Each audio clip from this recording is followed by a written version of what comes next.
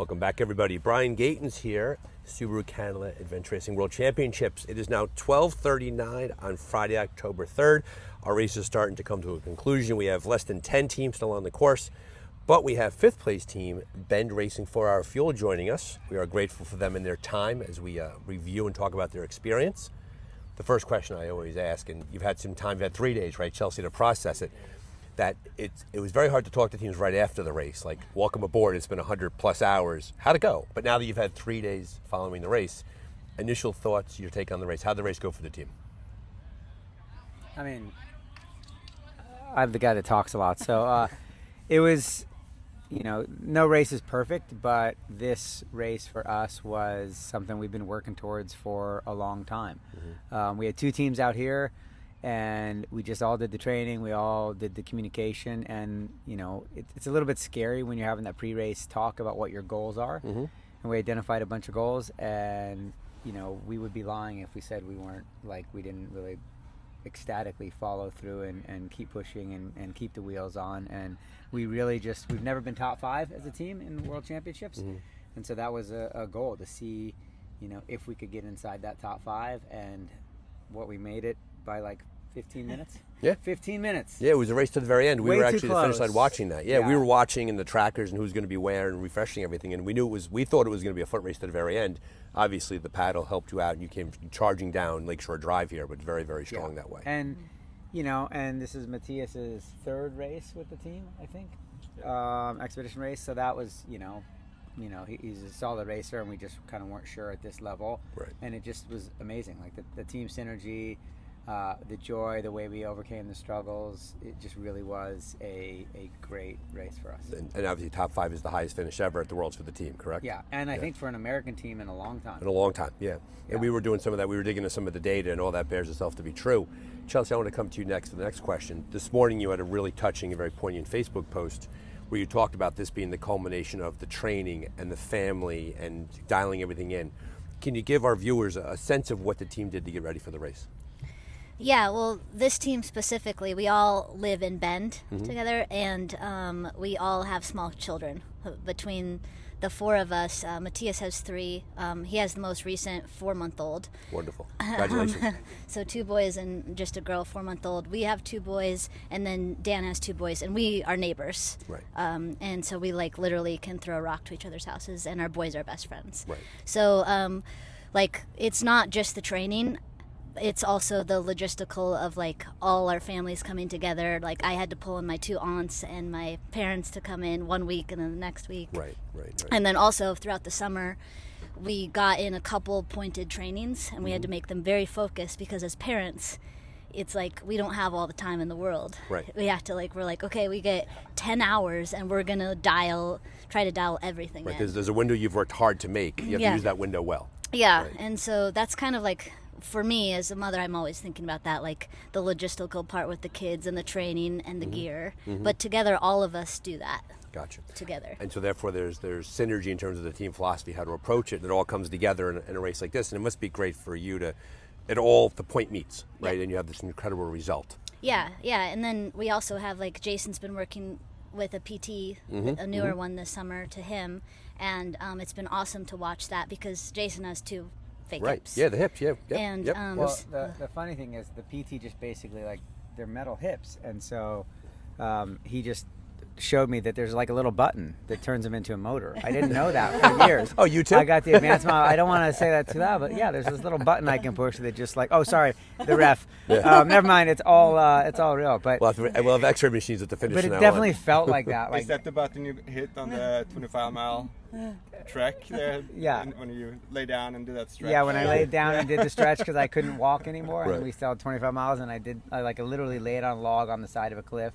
Chelsea helped me do this stretch, and it activates the button. It's really hard to get at because it's deep inside. Yeah, he found a log, and both Dan and I were with him in Patagonia when his hip actually failed before. The first hip. Yeah, remember that, yeah. You could see the trauma in our faces of oh God, is this the moment? But we did this stretch, and Jason was able to carry on. And we all worked as a team.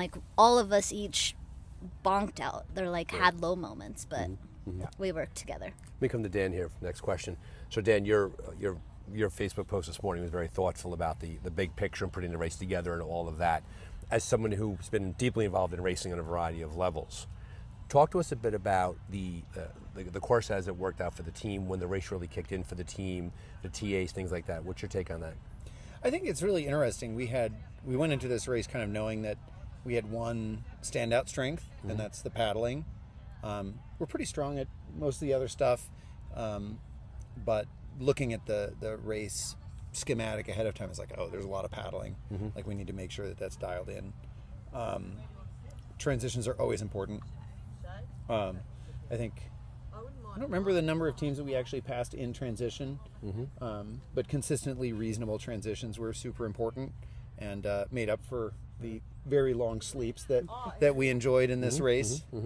But I think overall, the thing that I'm most proud of is that we caught a lot of potentially catastrophic mistakes pretty early. Can you give an example of that? Yeah, sure. I mean, there's like lots of them. Mistake, plural. Yeah. Oh, it's so many, right? You know, Pick and number it's like, one. Totally. And it's like, you know, you kind of measure how much you're succeeding as a navigator by like how long it takes you to figure out that you're not where you want to be. Right. And so there were a lot of teams that, you know, there was one turn on the first long road trek where the road that you're following is like kind of marked as a pretty obvious thing to follow. And if you aren't staying on the compass, you will just follow that road, and it will magically turn into the wrong road, and it'll take you off in a never land, and nobody will ever see you again.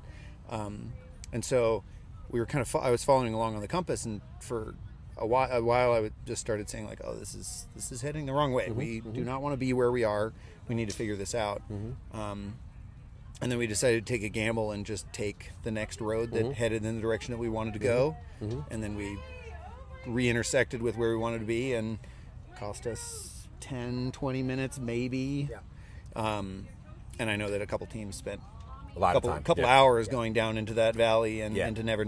We saw the trackers. The team would just say they wouldn't catch that mistake, and they would just they would have they think the course was strong, and next thing you know, and then all of a sudden you have to get unlost. But by then you don't know where you made the wrong turn. Exactly. Right. Yeah, and we were contemplating going back to the last known point, which was 2 hours behind us in the top of the mountain, because like it kind of it slipped from green to yellow to red at kind of in a smooth way. So we found a new color this race. Yeah, right. So what was the new color? Well, purple. We found purple in this race. And what's that? The red, green, and yellow is kind of a traditional orienteering way of saying like, I know where I am is green. Let's go fast. Let's go fast. Yellow is like, we need to be careful, and red is like, I don't know where I am. Right. And purple is, I don't know where I am, and I'm mad about it. Basically, that's more like bright red. For me, purple was like, yeah, we don't know where we are, but we started calling it vibe nav, right? Where we were now, well, in a sense, but like the same thing up to the China Ridge 40, like where a lot of people had problems because it wasn't greatly mapped, and there was this unmapped road, and the trail was really hard to find because it was on a spur road instead of where it showed. Like there was a lot of problems with the map in that area, and you know, at the end of the day, we knew it wasn't right. We knew we weren't on what we wanted to do, and it got to be purple again. Like we're upset that the maps aren't good, but we're like, we need to go uphill.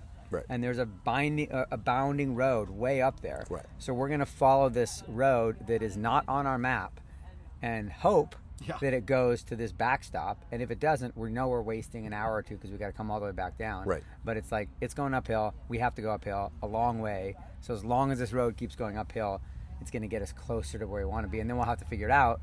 But there were a couple times where, you know, we switched from Dan's like super precision nav to, you know, that same thing on that first track he was talking about. We're like, we need to go east. We have no idea where we are, but we have to go a lot further east than we are, and downhill. And so, and what's funny is, I'll say this, my guess most likely is that for you it feels like vibe navigation. I would argue it's the culmination of tens of thousands of hours holding a map in your hand. Yes. You begin to get a sense for the terrain and for the topography. You kind of know without knowing what's ahead of you. And I think, you know, because we put on so many races, I am very, very aware that the best maps are not perfect. Right. And so there are times when there are just new roads or roads that were incorrectly mapped in the first place and never fixed because nobody uses them and nobody cares because they start and end at the right place. So there's a lot of that. And at some point, yeah, you're looking at the topography. It's open. Like there's a road here. It's going somewhere. Right. It's probably going to connect. Right. You know, and so instead of forcing yourself to stay perfectly on the maps at all times, you know, you can the phrase there's a confidence interval. Yeah. Right. You have a sort of sense that we're pretty certain we're going in the right direction. Hopefully it's going to work out for us. And if it doesn't, well, then you got to reassess. But to go to safety, to be precise, if you will, requires such an expenditure of time and distance. It's not worth it to make that. So you're making a gamble because safety is just really unpalatable. Yeah. Okay. So I want to go to the very end here because the person on the end gets this question, just where you sit randomly. Our viewers and our listeners are always fascinated by the idea of sleep, right? That's the most common thing people will ask us when we walk around. What was the team's sleep strategy? I think initially we tried to just make sure that we made all the dark zones. Right. So we tried to not sleep too much, you know, to make sure that we could make it past each dark zone. But it was kind of interesting because we would, you know, generally say, okay, let's lay down for like an hour and a half or 2 hours, and we set our alarm, and we would wake up, and then we would just kind of look at each other, and someone would say, let's take another 45 minutes. Right. And everyone, you're good, I'm good. Let's lay back down. Good call. And we would just lay back you're down. like, let them please say yes. Yeah. Right, when you ask that question. So I think in general, I think we probably slept more than we maybe had planned for initially. Yeah, that's a throughout very the race. common thing we're hearing because of the way the dark zones and how that all kind of work together. Teams slept more. And the there terrain. was a lot of night. Like Right. the night was long. Yeah, Right. yeah. And like I think it helped because I usually don't sleep at the very beginning, like when my brain's on. And these guys were, especially our first sleep, like they were willing for me to be like, I didn't really sleep much that first thing. I was just asleep. Let's go half another hour, and then I guess I'm snoring the whole time. Yeah. And so really, sleep is interesting because you can have a strategy, but if half the team doesn't actually sleep when they lay down, they're getting some rest, but that cumulative fatigue adds up. And so we did our best to make sure everybody got a decent sleep. Yeah, that was one thing we said from the beginning. If only 2 of us are going to be able to sleep, then let's just get up and move on till you know, till everyone The whole gets team it. needs to be engaged in that, right? Yeah. With the idea being like if you're sleeping, then if you're sleeping, we call it sleep because that's the word we apply to it. It's not really sleep. No. Right, it's rest, whatever you want to use, right? It's laying down in the dirt, right? But the idea, but all 4 members have to be engaged in sleep for it to be beneficial, because otherwise other people fall apart. Yeah. Excellent. As we wrap up here, we always like to give the teams a chance to talk about the supporters and the sponsors that help the team get to be here. So who do you want to call out? Who do you want to recognize? Families, obviously, we talked about before how important that is. Anybody else that Ben Racing 4 Hour Fuel wants to sort of acknowledge as we sit here and have a conversation about the success of the team? I mean, clearly the reason we did so well is because of this product called 4 Hour Fuel. I mean, like... Seriously. Well, to your point, you've been working on this as a product for quite a while. Yes, Yeah. and It's magic. Right. you know, I've always loved it. Dan is like the early, like, I'm going to do so many of my calories from that. And this race, one of my problems as a racer has always been keeping up with these guys, going at the pace we want to go as a team. I find myself not eating enough. Right. And so this race, I really committed to, like, using the product that I make, and it was amazing. Like, and we just kept on it. We had a system, and you know, so obviously we support ourselves in the 4 Hour Fuel realm. Sure. You know, Phoenix Skin Doctor, the City of Bend, you know, Uswe packs, which they designed. You know, the new packs that everybody's using, they redesigned them for us for bushwhacking, Proven and quite they held popular. up amazing. We put them to the test. Blue Duck is our new pack raft sponsor. Man, they were huge. Yeah. Yeah, They made a so huge fun. difference. And these are all small things, but they do make a difference. Right.